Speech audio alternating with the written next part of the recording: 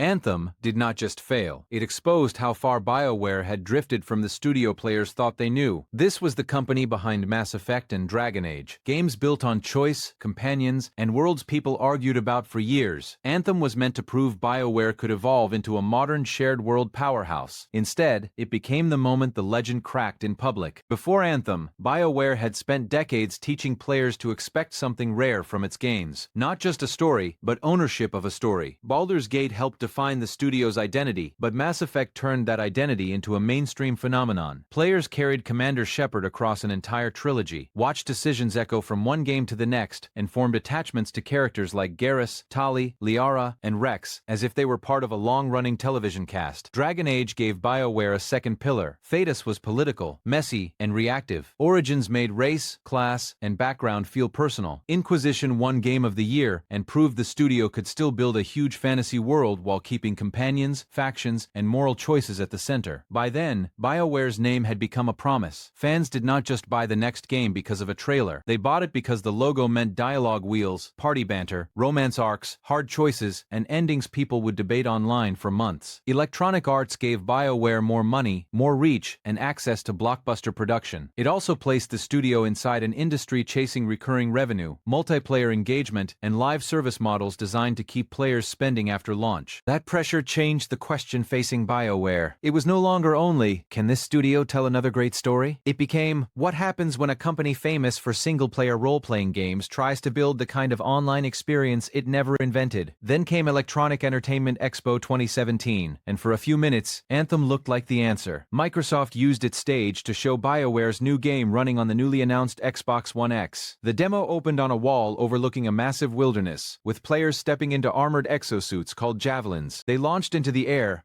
rocketed through cliffs, dove underwater, and landed in the middle of a firefight with the kind of smooth, vertical movement that made the game feel instantly different from BioWare's past. The pitch was clear without needing much explanation. This was a shared world action game where friends could fly together, fight giant creatures, chase loot, and explore a dangerous planet filled with storms, ruins, and wildlife. The world looked dense and reactive. The suits looked powerful. The combat looked fast. For a studio known for conversations and companions, this looked like a bold reinvention. The problem was that the demo carried an authority the project itself did not yet have. Reporting after launch described a development where major questions were still being debated behind the scenes, including what Anthem fundamentally was, how progression worked, how the story fit into multiplayer, and what players would actually do for hundreds of hours. Audiences saw a polished promise. Inside BioWare, the team was still trying to turn that promise into a game. That reveal did exactly what it was designed to do. It made Anthem feel inevitable, but the trailer showed certainty, while behind the curtain,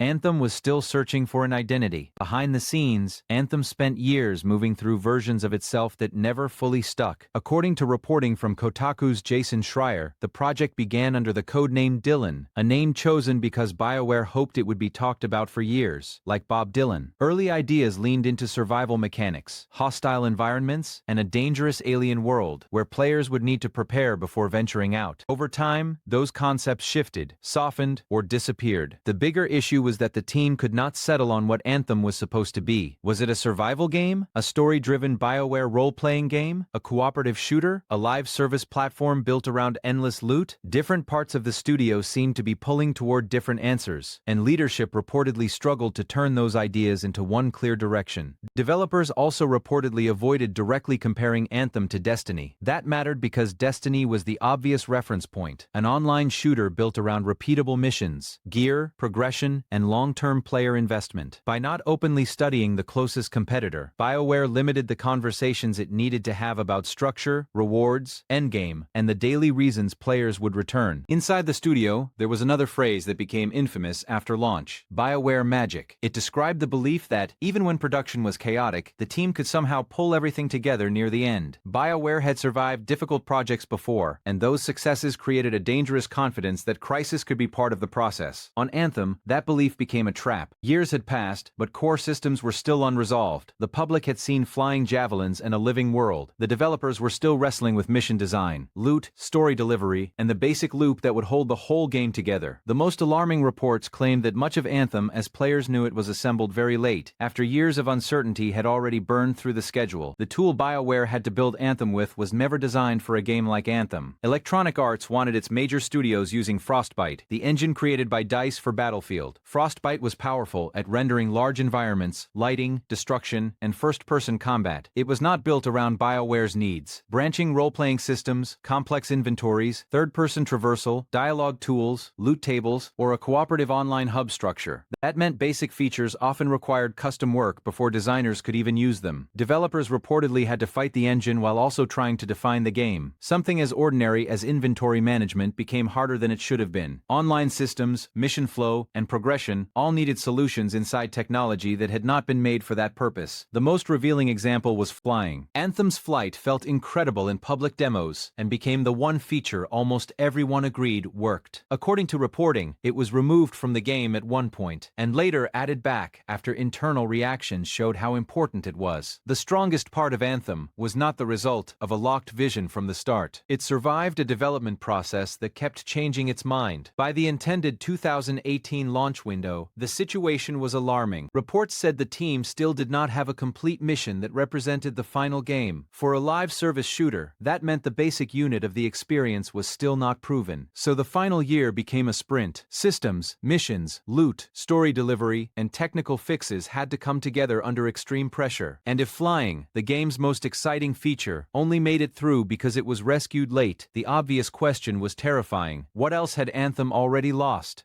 When Anthem finally launched, it was not hard to see why people had wanted to believe in it. The first hours could feel spectacular. Launching into the air, skimming across cliffs, diving into water, and blasting back into the sky gave Anthem a sense of movement almost no other shooter had. The Javelin suits looked heavy, expensive, and dangerous. Storms rolled over alien landscapes. Ancient ruins, glowing caves, and massive creatures made the world feel like it should be hiding something incredible. The problem was what players found once the spectacle settled. Missions quickly fell into familiar patterns. Fly to a marker, fight waves of enemies, collect objects, defend a point, then extract. Fort Tarsus, the single-player hub, slowed the pace with long walks and limited interaction. The story introduced factions, mysteries, and characters, but rarely gave them enough weight to carry the experience. Loading screens interrupted the flow so often that even the strongest movement system kept being stopped. For a live service game, the deeper failure was loot. Anthem needed players to chase better builds for weeks or months. Instead, rewards often felt confusing, underwhelming, or disconnected from the fantasy of becoming stronger. The endgame did not give that grind enough purpose. So the excitement collapsed fast. Players came for a living world. Within weeks, many felt they had already seen its limits. BioWare did not immediately walk away. After months of updates failing to rebuild momentum, the studio announced a larger overhaul, commonly called Anthem 2.0 or Anthem Next. The promise was not just more missions. BioWare said it was reworking the core systems: progression, loot, difficulty, rewards, and the structure of the experience itself. For the players still hanging on, that mattered. Other live service games had launched badly and recovered through years of focused repair. Anthem suddenly had a possible second life. For a while, the idea of a rescue became more powerful than the game people were actually playing. Fans waited for signs that BioWare could turn the flying, the combat, and the world into the game Anthem had suggested in its trailers. Then, in February 2021, BioWare canceled new development. The team would move focus to Dragon Age and Mass Effect, while Anthem's existing live service stayed online. That decision froze Anthem in place. It was no longer a broken game being rebuilt. It was a broken game being preserved. Anthem's cancellation did more than end a failed project. It confirmed a fear that had been growing since Mass Effect. Andromeda. BioWare no longer seemed protected by its own name. For years that name meant characters people argued about, choices they remembered, and worlds that felt authored rather than assembled. After Andromeda, the trust was damaged. After Anthem, it was harder to explain what BioWare even stood for. The studio also kept losing people who had helped define that identity. Writers, designers, producers, and directors left across this period, and with each departure, fans saw less of the old BioWare in the new one. The company still owned Dragon Age and Mass Effect, but the creative culture behind those games felt less visible from the outside. That is why Anthem's failure mattered beyond review scores or player counts. Its real tragedy was not that BioWare made one bad game. It was that BioWare spent years chasing scale, trend, and live service ambition while moving away from the craft that made players care in the first place. Anthem became the symbol of a studio trying to become bigger, broader, and more modern, while losing the trust that had made its success possible. So the question after Anthem was not just whether BioWare could make another hit, it was whether BioWare could remember why people loved it at all. Anthem did not kill BioWare overnight. It exposed the cost of years spent chasing an identity that did not fit. Fans did not just lose a game, they lost confidence in a name that once promised story story, choice, and character.